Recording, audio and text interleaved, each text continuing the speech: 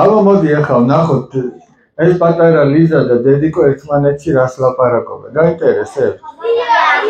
აი, ახლა უყურეთ რას ლაპარაკობენ. დედიკუნა არიგებს პაწაწინა ლიზასო. რასაც გეტყვი გახსოვდეს და მიაღწევ მიზანსო. თუ არ გეკითხებიან, გაუფრთხილდი ენასო. ნურავისზე ჩაიდებ გულში ნურცერთ წყენასო. რაც შენთვის არ გინდოდეს, იმას სხვას ნუ უზამდე. გაწყენინეს ეცადე, რომ მალე დაუზავდე. ყურადღებით უსმინა პაწაწინა ლიზამო. ბოლოს უთხრა ღვთისმადლი, ზუსტად ეგრე ვიზამო.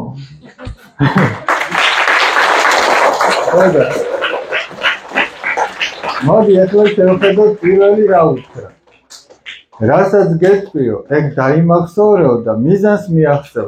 ამ შემთხვევაში რაზეც ახლა ვლაპარაკობ, მიზანი სწორედ ადამიანობა. რომ შენ დარჩი ადამიანად და რა არის? თუ არ გეკითხებიან, რამეს თუ არ გეკითხებიან, შენ ენას უნდა გაუფრთხილდე. არ უნდა თქვა, რომ რამდენჯერ ყოფილა, რომ ჩვენ არ გვეკითხებიან, რაღაცებს დავიწყებთ ლაპარაკს და მერე დიდი ხანი ეს ლაპარაკი სანანებლად გვაქვს. ამიტომ თუ არ გეკითხებიან, ხმას ნუ ამოიღე. და თუ გეკითხებიან, იქაც ძალიან მოკრძალებით ჯობია რომ უპასუხოთ ხოლმე. არა თავდაჯერებულად რომ გინდა თუ არა ეს ასეა და მე ამაზე თავს დავდებ, ვერაფერზე ვერ დადებ თავს. ის კი არა, შეიძლება ბალისზეც ვერ დადო წესიერად თავი. აი ეგრე დარწმუნებით. ძალიან დიდი სიფრთხილეა საჭირო. მეორე რა უთხრა? ნურავისზე ჩაიდებ გულში ნურცერთ წყენას. არა, აი ქრისტიანი ეგეთი უნდა იყოს, უწყინარი არ უნდა გეწყინოს, არ უნდა ჩაიდო გულში. ეხლა თქვენ წარმოიდგინეთ, გულში წყენის ჩადება რას ნიშნავს? აი გაიღარე გარეთ და დაუშვათ მკვდარი თავი დაინახე. აი უკვე რომ აყროლებულია. და ძალიან ცუდი სუნირო. შემოიტანე ახლა შენ და აი ამ ოთახში დადესად. ანუ ერთი წყენა გულში ჩაიდე. გულში ჩაიდე ეს წყენა. როგორ? არა, სიტყვაზე ანალოგი რო შედარება რო გავაკეთოთ რა. აი აყროლებული რაღაც იყო მოიტანე. მერე კიდე იქ რაღაცა საჭმელი იყო გაფუჭებული, იმასაც ძალიან ცუდი სუნიოდიო და ისიც შემოიტანე და ეგეთი რაღაცები მოხვედი და დააგროვე აქ. აი ამ ოთახში რა იქნება?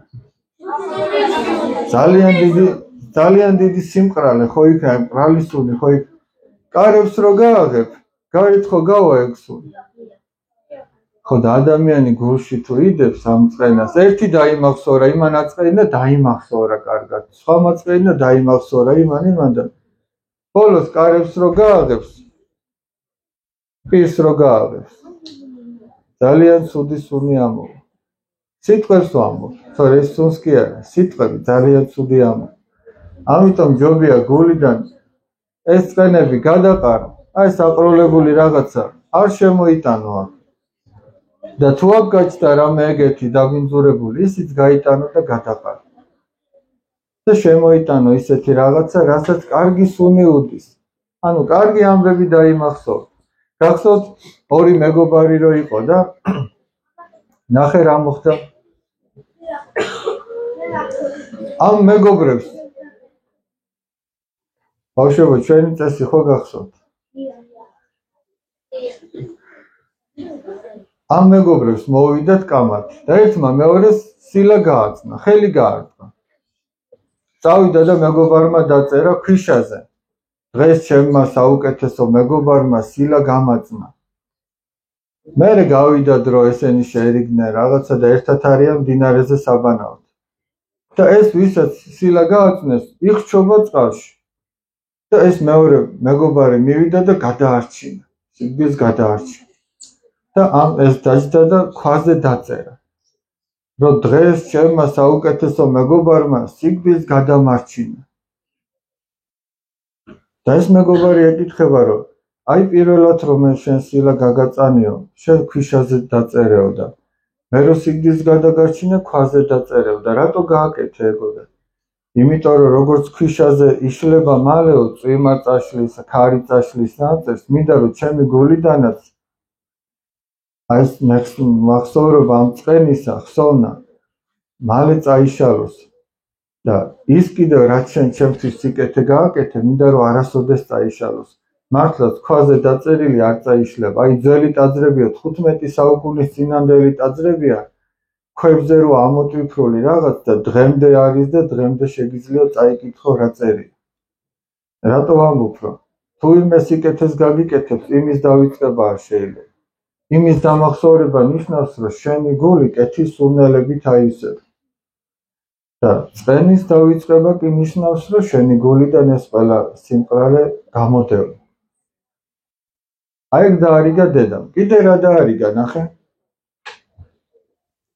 რაც შენთვის არ გინდოდეს, იმას ხოს ნუ უზამდე. და თუ გაწყენინეს, ეცადე რომ მალევე შეურიგდე, მალევე დაუზავდე. და პაწაწინალიზა მოსმინდა და დედას უთხრა, დედას კი არ უთხრა ზუსტად ეგრე ვიზავ. დედას უთხრა ღვთის მადლით. იმიტომ რომ მარტო თვითონ ვერაფერს ვერ გახდება, რომც მოინდომოს. მაგრამ ღვთის შეწევნით, ღვთის მადლით ზუსტად ეგრე ვიზავ. ესე ბაბა დაიმახსოვრეთ და თუ გინდათ რომ მიზანს მიაღწიოთ, აი რასაც დედა გარიგებთ, რასაც ეს დედა არიგებდა შვილებს, რასაც თქვენს დედა გარიგებთ, ეცადეთ რომ გააკეთოთ. ზოგჯერ ადამიანი ბავშვზეა ეხლა ლაპარაკი. დედის ნათქვამს და მამის ნათქვამს სიტყვას ესე როგორც სიტყვია ბანზე ააგდებს ხო? არ უსმენს. და მე ხშირად ცხვირს წაიმტვრევს ხოლმე. აი თქვენ დააგვირდით. თქვენ რომ შეჯიბრებაზე მოდიოდით 10 მცნება ხო დაწერეთ. მაგრამ მარტო დაწერა კი არ არის. აი მეხუთე მცნება რას ამბობს? პატივი ეცი მამასა შენსა და დედასა შენსა. თუ გინდა რომ დღეგძელი იყო და კეთილი გეყოს ქვეყანაზე. ანუ თუ გინდა რომ კარგად იყო, თუ გინდა რომ დიდხანს იყო, მაშინ პატივი უნდა სცემ მშობელს. აი ფაქტიურად, აი მათემატიკაში რო ფორმულას გაძლევ, რაღაცა წესს რო გაძლევ, იმას რო გამოიყენებ, ხო ყველაფერი კარგად გლაგდება. აქაც ესეა, წესი ღმერთმა აი გზა გაჩვენა. გინდა რომ სიკეთე გქონდეს, გახარებული იყო, დიდხანს იცოცხლო, პატივი ეცი შენს მამას და დედას. აი ეს არის გზა.